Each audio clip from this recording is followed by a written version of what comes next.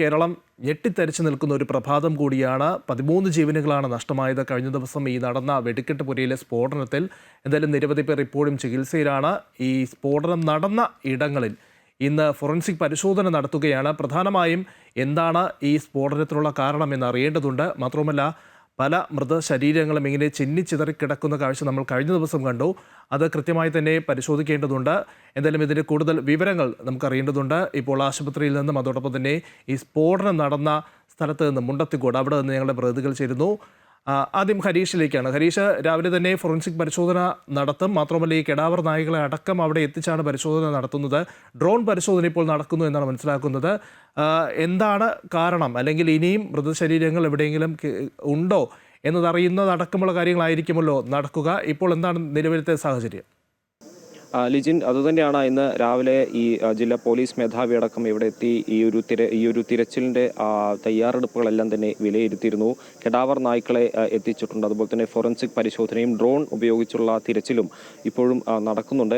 ലിജിൻ സൂചിപ്പിച്ച പോലെ തന്നെ ഏറ്റവും പ്രധാനപ്പെട്ട കാര്യം അതുതന്നെയാണ്. ഈ ഒരു റിമൈൻസ് ഇനി എന്തെങ്കിലും ബാക്കി കിട്ടാനുണ്ടോ എന്നുള്ളൊരു തിരച്ചിലാണ് ഇന്ന് നടത്തുന്നത്. കഴിഞ്ഞ ദിവസം ഇതിനോട് ചേർന്നുള്ള പാടത്ത് തിരച്ചിൽ നടത്തിയപ്പോൾ അത്തരത്തിലുള്ള റിമൈൻസ് കിട്ടിയിരുന്നു. അത് ഈ ഒരു പ്രദേശത്തു കൂടി തിരച്ചിൽ നടത്തി അവിടെയും ഉണ്ടോ എന്ന് ഉറപ്പുവരുത്താൻ വേണ്ടിയാണ് ഇന്ന് ഈ ഒരു സംഘം പ്രധാനമായും പരിശോധന നടത്തുന്നത്. നമുക്ക് ഇരു ദൃശ്യങ്ങളിൽ കാണാം. പോലീസ് ഉദ്യോഗസ്ഥർ, ഫയർഫോഴ്സ്, ഫോറൻസിക് സംഘം, അതുപോലെ തന്നെ ഡോഗ് സ്ക്വാഡ്, ഡ്രോൺ പറത്തുന്ന സംഘം തുടങ്ങി എല്ലാ ഉദ്യോഗസ്ഥരും ഇപ്പോൾ തിരച്ചിൽ ആരംഭിക്കുന്നതിന് മുന്നോടിയായുള്ള ഒരു തയ്യാറെടുപ്പിലാണ്. ഈ ഒരു പ്രദേശത്താണ് കഴിഞ്ഞ ദിവസം വലിയ ഒരു സ്ഫോടനം നടന്നത്. ആ ഒരു പ്രദേശത്തേക്ക് കഴിഞ്ഞ ദിവസം ഈ ഉദ്യോഗസ്ഥർക്ക് എത്താൻ തന്നെ മണിക്കൂറുകൾ എടുത്തു. കാരണം ആ ഒരു പ്രദേശം മുഴുവൻ തീ പടർന്നുകൊണ്ടിരിക്കുകയായിരുന്നു. മാത്രമല്ല, അവിടെ ഈ വെടിക്കോപ്പുകൾ ഉള്ളതിനാൽ ഏത് നിമിഷവും ഒരു പൊട്ടിത്തെറി ഉണ്ടാകുമെന്നുള്ളൊരു ആശങ്കയും ഉണ്ടായിരുന്നു. അതുകൊണ്ട് മണിക്കൂറുകൾ എടുത്ത് ഈ ഒരു തീ അണച്ചാണ് ഈ ഉദ്യോഗസ്ഥർ ആ ഒരു പ്രദേശത്തേക്ക് എത്തിയത്. പക്ഷേ ഇന്നലെ വളരെ വൈകിയതിനാൽ ആ പ്രദേശം മുഴുവൻ തിരച്ചിൽ നടത്താൻ സാധിച്ചിരുന്നില്ല. രാത്രി ഏറെ വൈകിയിരുന്നു. അതുകൊണ്ട് താൽക്കാലികമായി തിരച്ചിൽ അവസാനിപ്പിച്ച് ഇന്ന് രാവിലെ പുനരാരംഭിക്കുമെന്നാണ് പറഞ്ഞത്.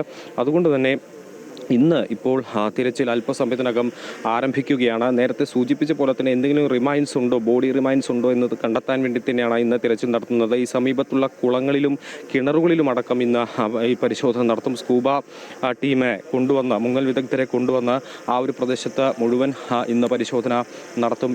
എന്തെങ്കിലും ഈ ഒരു റിമൈൻസ് ഉണ്ടോ എന്നുള്ളൊരു കാര്യം കൃത്യമായി തന്നെ പരിശോധിക്കും. കഴിഞ്ഞ ദിവസം ഈ തൊട്ടടുത്തുള്ള പാടത്തിൽ നിന്നാണ് ഉച്ചയോടുകൂടി ഈ ഒരു മൃതശരീരത്തിൻ്റെ അവശിഷ്ടങ്ങൾ കണ്ടെത്തിയത്. പലതും ചിന്നിച്ചെതറിയ നിലയിലായിരുന്നു. അത് ചാക്കിൽ കെട്ടിയാണ് ഇവർ കൊണ്ടുപോയത്. സമാനമായ രീതിയിൽ ഇനിയും ഈ ഒരു പ്രദേശത്ത് അത്തരത്തിലുള്ള റിമൈൻസ് ഉണ്ടോ എന്ന് തന്നെയായിരിക്കും പ്രധാനമായും ഇന്ന് ഈ ഒരു ഉദ്യോഗസ്ഥർ പരിശോധിക്കുന്നത്. അതിനുവേണ്ടുള്ള സജ്ജീകരണങ്ങളാണ് ജില്ലാ കളക്ടർ അടക്കം ഇപ്പോൾ ഈ ഒരു പ്രദേശത്തെത്തിയിട്ടുണ്ട്. അതുപോലെ ജില്ലാ പോലീസ് മേധാവി അടക്കമുണ്ട്. വലിയ രീതിയിലുള്ള ഒരു പരിശോധന ഇന്ന് തുടരും എന്നുള്ളത് തന്നെയാണ് മനസ്സിലാക്കുന്നത്. കാരണം ഇനിയും ആളുകളെ പലരെയും ഈ ഒരു റിമൈൻസ് കിട്ടാൻ ബാക്കിയുണ്ട് എന്നാണ് പറയുന്നത്.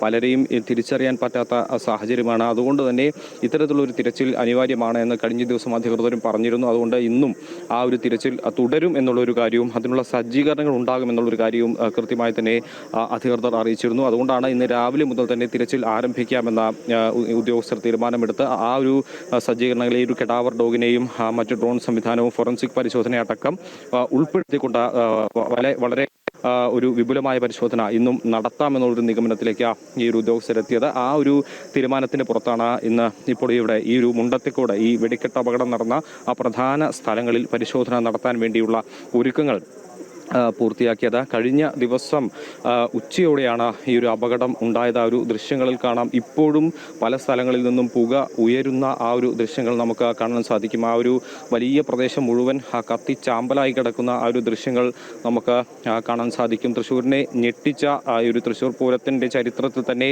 ഏറ്റവും ദുഃഖകരമായ ദിവസങ്ങളിൽ ഒന്ന് എന്ന് രേഖപ്പെടുത്താവുന്ന ദിവസമാണ് കഴിഞ്ഞ ദിവസം കടന്നുപോയത്. അന്ന് രാവിലെ വരെ വളരെയധികം സന്തോഷത്തോടു കൂടി ഈ വെടിക്കോപ്പുകൾ കൊണ്ടിരുന്ന ആളുകളാണ് ഉച്ചയോടുകൂടി ഒരു നിമിഷം കൊണ്ട് പലരും ഇല്ലാതായി, പലർക്കും ഗുരുതരമായി പരിക്കേറ്റു. അങ്ങനെ ഈ മുണ്ടത്തിക്കോട് പാടം അതൊരു ദുരന്ത ഭൂമിയായി മാറുന്ന ഒരു കാഴ്ചയാണ് നമ്മൾ കഴിഞ്ഞ ദിവസം കണ്ടത്. വളരെ വൈകിയും നാട്ടുകാരും അതുപോലെ തന്നെ ഈ ബന്ധുക്കളൊക്കെ ഇവിടെ എത്തിയിരുന്നു.